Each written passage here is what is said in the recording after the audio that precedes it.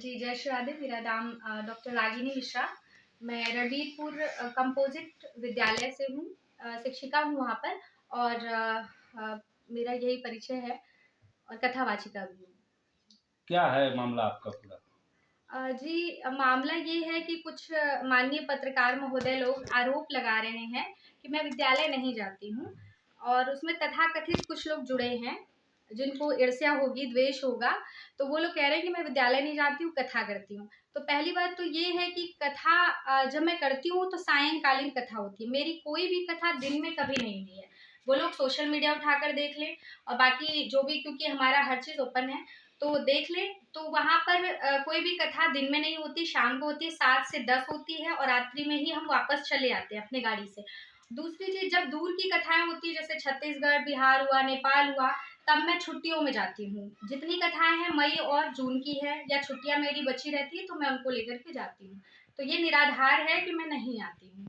ये सर्वथा निराधार है और जो लोग आरोप लगा रहे हैं, झूठा आरोप लगा रहे हैं, मैं निश्चित उनके पर ज़रूर मैं कुछ न कुछ प्रयास करूँगी कि मुकदमा हो, एफआईआर हो।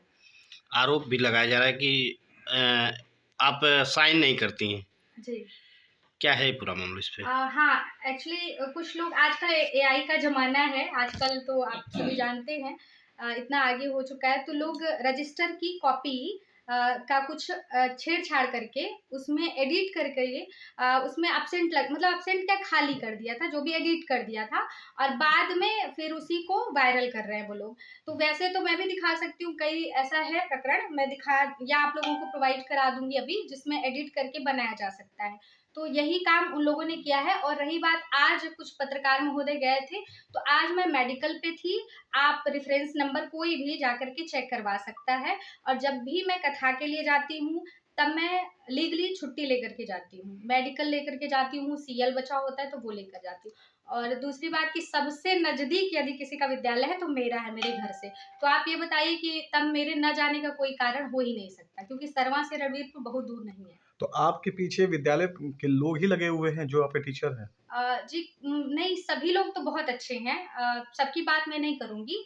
1-2 लोग तथाकथित लोग हैं जिनको जलन होगी, ईर्ष्या होगी और वो भी सामने तो नमस्ते-नमस्ते करेंगे, पर उनको ये द्वेष है कि इनका मान-सम्मान, नाम ऐसा क्यों है? लोग इनको प्रणाम क्यों करते हैं? इनकी इतनी ज़्यादा प्रतिष्ठा क्यों है? तो 1-2 लोग ऐसे हैं जो अपना उल्लू सीधा करने के लिए, किसी और से प्रतिशोध लेने के लिए मेरे ऊपर आक्षेप लगाने का प्रयास कर रहे हैं। तो अध्यापक ही आपके पीछे लगे हुए हैं?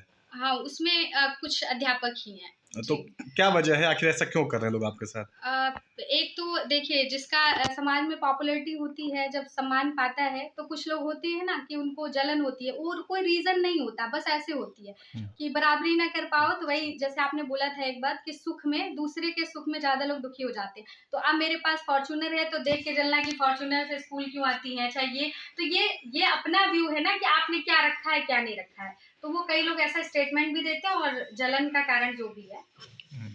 तो जाके आगे की अ, उम, मतलब आगे जो लोग अगर इसमें दोषी हैं, जो लोग जानबूझ करके मेरी छवि को खराब करने की कोशिश कर रहे हैं, मैं बिल्कुल उनके पर एफआईआर दर्ज कराना चाहूँगी, अगर वो लोग नहीं माने। और ये एक बच्चे का भी मामला आया था, जो मैं आप सबको संज्ञान में दे दूँ कि हाल ही में एक बच्चे का एक्सीडेंट हुआ है, बहुत बुरी तरीके से, छोटा बच्चा था और वो स्कूल में आया था, विद्यालय में आया था। चूँकि मैं ये सब बातें बाहर नहीं निकालना चाहती थी, लेकिन वो स्कूल में आया था और आने के बाद उसका एक्सीडेंट हुआ है गेट पर। तो अब ये दिखा दिया गया विद्यालय में कि वो स्कूल नहीं आया था, अटेंडेंस नहीं लगाया गया। तो उसमें भी ऐसे ही एडिटिंग करके चलता है कि चलो ये मान लिया जाए कि नहीं तो पूरा विद्यालय जाएगा, फँसेगा। तो उस बच्चे का जो एक्सीडेंट हुआ, तो लोगों ने कह दिया कि वो विद्यालय नहीं आया था, अभी बाहर था। तो उस एक्सीडेंट में भी सबने बोला कि 1-1 हज़ार रुपए आप लोग दे दीजिए, वसूली कर रहे थे कुछ लोग। तो बिल्कुल ठीक है, आप बच्चे के लिए कर रहे हैं, नैतिकता है, मानवता है, मैं भी सहयोग करूँगी। लेकिन जब मुझसे पूछा गया तो मैंने बोला कि मैं सीधे बच्चे को संपर्क करके उसके माता-पिता को पैसे दे दूँगी या मैं डॉक्टर से जाकर के, मेरा परिचय है, मैं बोल दूँगी।